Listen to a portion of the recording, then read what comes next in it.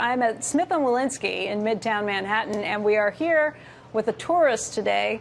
Warren Buffett, the chairman and CEO of Berkshire Hathaway, is here to pay off on a lunch that was auctioned away for Glide. And Warren, thank you very much for being here today. Oh, thanks for having me. I know that this lunch is very important to you. This time around, the auction went for $2.679 million for this lunch today.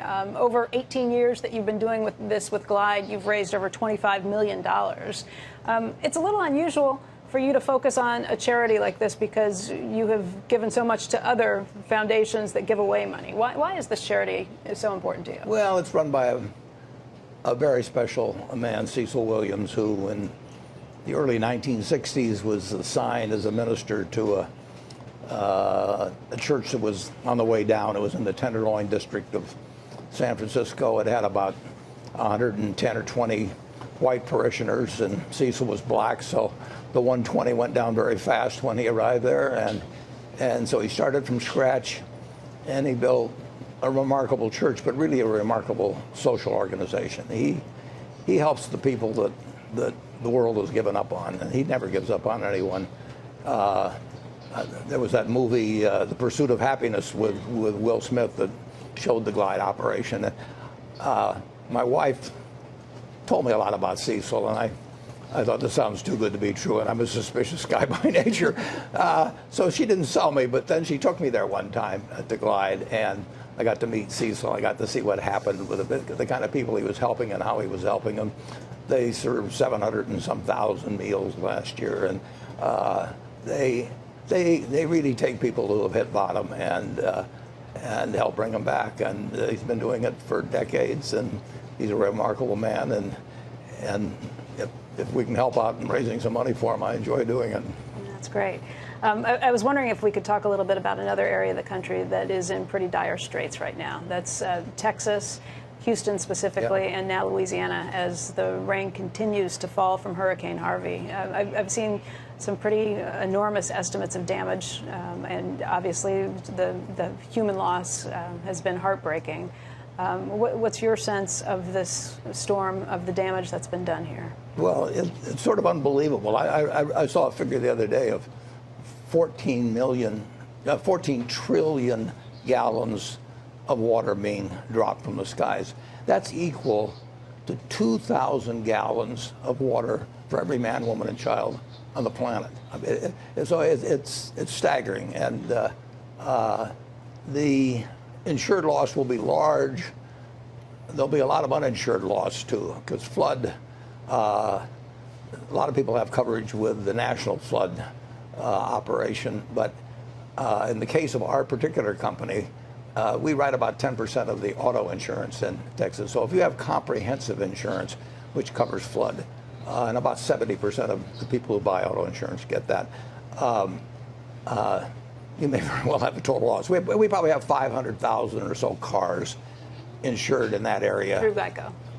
For Geico, which would be about 10% of the total. There'd probably be 5 million cars in that area.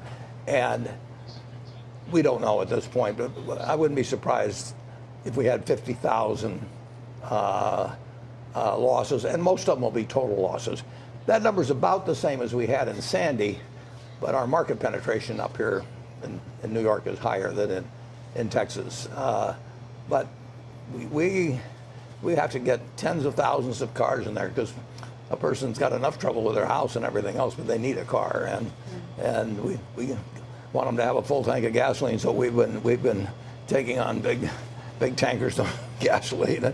It's how you perform at a time like this that really defines whether your insurance company is doing the right job. Yeah, I have seen some estimates of losses. J.P. Morgan was suggesting maybe $10 to $20 billion in insured losses. The CEO of Farmers was on our air yesterday and suggested that it could be $150 billion in uninsured losses. Do those sorts of numbers make sense to you? How much of a feel do you have for this? Well, nobody has too good a feel, but those don't strike me as silly in any way. There will be a high proportion of uninsured losses to insured losses compared to most events, because if there's just a straight hurricane, everybody collects on their homeowner's insurance. But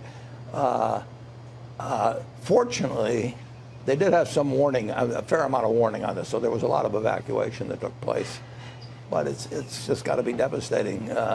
We have 6 furniture stores, Star Furniture, in the Houston area, and I was with those people yesterday, the day before yesterday. It was yesterday, and they hope to open up on Saturday, but it's, the effects of this are going to go on for a very, very long time.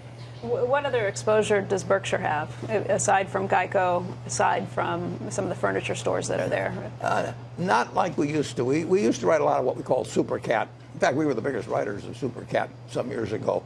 And then they didn't have any hurricanes for a long time. It's been 10 or 11 years since a hurricane hit land in the United States. And you can go back to 1840 or so, which is the longest record we have. And there's really never been that long a period without a hurricane coming ashore. So the rates kept coming down and down and down. And the wind doesn't know what the rates were. So if you get the wrong rate on insurance, you're going to lose money over time. And so as the rates went down, we got out of the super cat business pretty much entirely. So it does not hit us big in reinsurance like it would have if it had been 10 years ago. Is that part of the problem with the National Flood Insurance Program that is looking at some massive amounts of debt that it owes to the U.S. Treasury, something like $26 billion? Yeah, the problem with flood insurance is that the only people that buy it are the people that are going to need it, where it's going to happen. If I have a house that's higher up in Omaha, I'm never going to buy flood insurance. So you don't get the spread of risk that you get with auto or homeowners. Nobody knows when a fire is going to hit a house or something of the sort. That's random, but it's not random on floods. And so people that live in floodplains are the only ones who want to buy flood insurance. And the normal insurance industry can't take care of it when you get adverse selection like that. So the government stepped in. They're already in the hole before this happened, and they'll be a lot further in the hole when this gets through. Usually what happens after a hurricane hits land like this, though, rates can come back up for insurance. If that's the case, would you start insuring again? I don't think they'll go up that much, but if super cat rates get to where we think that the odds are in our favor, we'll write it. But it's been 5 or 6 years since we've written any real amount of super cat here in the United States. The rates just keep going down and down and down, and there's more and more houses on the coast, and they're worth more money. And there's been a lot of money come in from outside the insurance industry with cat bonds. So it has not struck me as a good business in recent years. Let's talk about the potential impact on GDP. We had Mark Zandi on today, and he suggested that it would probably not be a massive impact on GDP. Would you agree with that assessment? Well, yeah, I would say. And I don't think it'll be a full percentage point per year or anything like that. But it has a real effect. It destroys wealth. And if there's 150 billion or something of uninsured losses, that's real wealth. But we are a very wealthy country, and we create wealth at a big rate, too.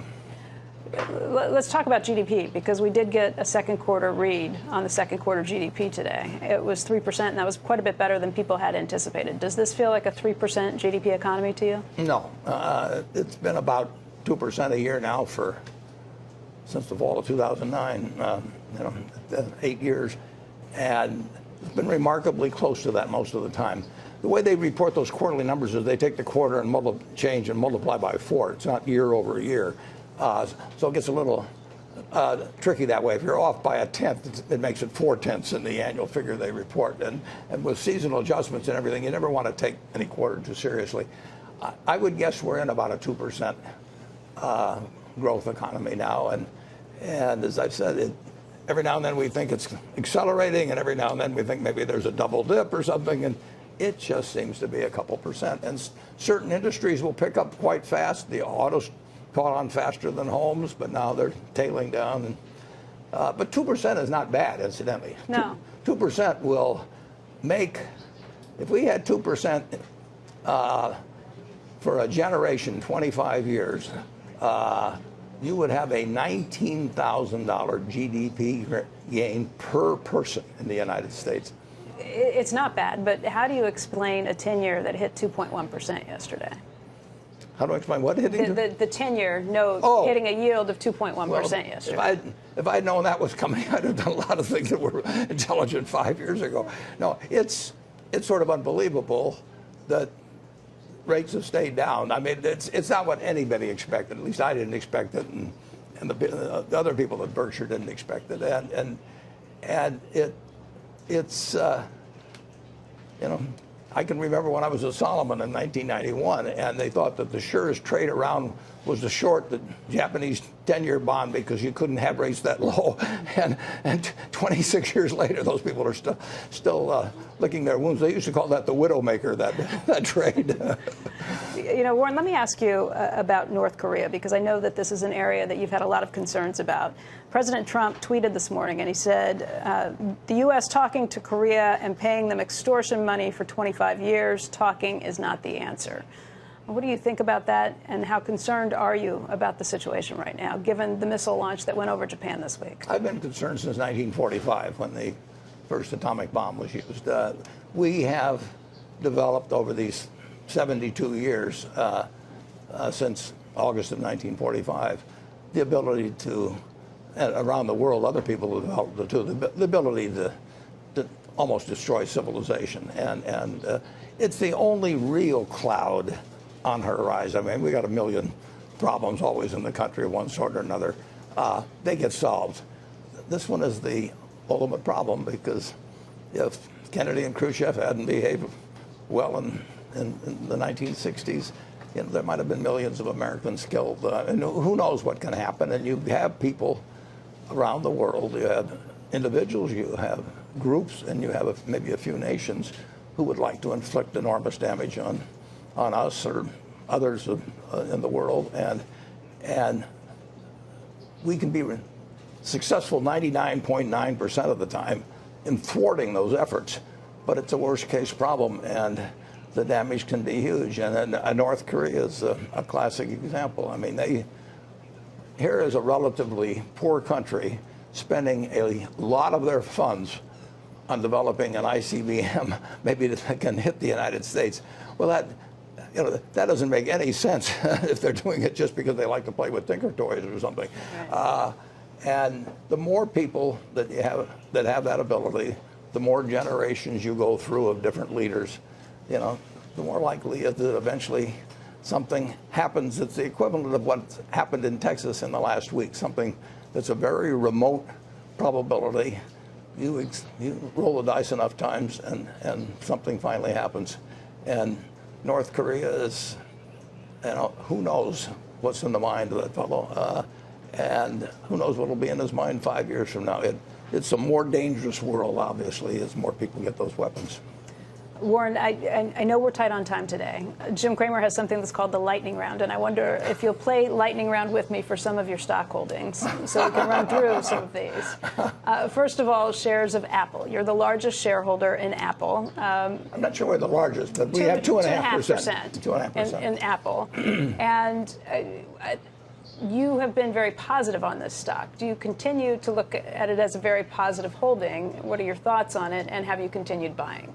Well, originally, about 10 million shares of Apple, excuse me, yeah. Originally, about 10 million shares were bought by one of the fellows in the office. Todd or Ted? Todd or Ted. Right. And then I looked at it, and then I bought considerably more. In the last quarter, the one we reported here not long ago, June 30th, he sold some of his shares. I bought more than he sold. So our overall holdings went up, but his holdings were reduced by about 2/3 or thereabouts. So there was a net gain for Berkshire, but that was composed of the fellow who bought it deciding he needed money for something else. He manages 11 billion, but both of the two manage about 11 billion that work for me. But that's all they manage. So when they get some new idea, they have to sell something. I've got a lot of excess money around, so he decided that he wanted to go heavier into something else. But I've never sold a share, and I've bought stock. So are you continuing to buy? Well, I don't think I'll tell you that much, but but I certainly was buying last quarter, and I don't pay attention to the calendar when I'm buying. Well, let's talk about another holding. Maybe we'll try this one more time. On the flip coin, IBM. Last time we had talked to you, you had sold many shares of IBM. Are you still dubious about IBM's recovery process? Well, they may well do extremely well in the future, but I was wrong in my original analysis. And, that's my fault. So 5 or 6 years ago, I thought that their prospects were going to be better in the next 5 or 6 years than they turned out to be, significantly better. And so I decided that I had made a mistake. That doesn't mean, sometimes I make two mistakes. Sometimes I make a mistake when I buy and when I sell. But so I still don't know that much about the future, but I feel more certain about the future as I look at a company like Apple than when I look at IBM now. Have you continued to sell IBM shares? Well, there again, nice try. We'll have to wait for the quarterly filings. Yeah, exactly. Let's talk about the bank stocks. Just last night, Berkshire went ahead and converted its warrants into shares of Bank of America, making you the largest shareholder in Bank of America and in Wells Fargo, two of the top 3 banks. What's the profit there? $11.5 billion, is that correct? That's about right. Over the last 6 years in that stock? And do you continue to have faith in Bank of America? Yeah, I actually said specifically today that a long time before we sold a share of Bank of America. We're very happy. We got 700 million shares, and I like the business. I like the valuation, and I like the management very much. So that, I think you'll see that for a long time in our holdings. Is it a similar story with Wells Fargo? Tim Sloan just came out recently and said that because of a third-party review at Wells Fargo, there are probably going to be some negative headlines that create more negative headlines for what's been happening there, their management policies. Well, what you find is there's never just one cockroach in the kitchen. When you start looking around, that was what used to terrify me at Solomon, is what they'd find after the first one. Because anytime you put the focus on an organization that's hundreds of thousands of people working for it, you may very well find that it wasn't just the one that misbehaved that you found out about it. And of course, it was more than one in the Wells Fargo case. But in the Solomon case, or the Wells Fargo, are you comparing Wells Fargo and Solomon? No, but I'm comparing the shock sort of a huge financial institution that all of a sudden people view in a different light, and once you put a spotlight on and start looking at everything, you're likely to find something additional. Is that enough to concern you in terms of your ownership of the shares? Not in terms of long-term investment. No. It's a terrific bank, as is the B of A, and there were some things that were very wrong done there, but they are being corrected. And my guess is, if you look at any institution that's around for a long, I mean, something's going wrong at Berkshire right now, and I wish I knew about it. But I mean, and we have methods of trying to make sure we do find out about it. But I can guarantee you, with 367,000 people, every one of them isn't behaving in a way that I would like. Warren, let me ask you about Amazon and Whole Foods. I'm asking in the context of Kraft Heinz. And I realize that there are not a lot of Kraft Heinz products that are sold at Whole Foods, but this merger and the lowering of prices at Whole Foods has put some enormous pressure on the shares of grocery sellers. Something like $12 billion in the top 4 grocery sales stores.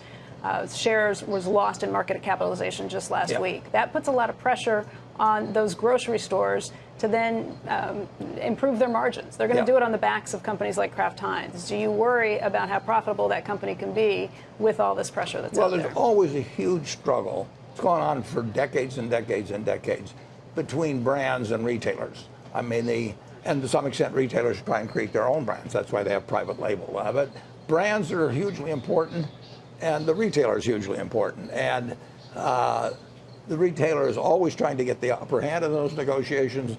The brand manufacturer is trying to do it through advertising and through all kinds of things. So it's always a struggle. And when you get particularly strong retailers, a Walmart, a Costco, and now an Amazon, and they keep getting stronger, their position improves. And particularly, packaged goods have had more trouble building followers through advertising in recent years. Martin Sorrell was just talking about that the other day. So that struggle is tilting perhaps toward retailers. You've got the big German operations coming in on discount, and they feature their own brands. So that'll always be a fight. But right now, the retailer is doing better in this round of the fight.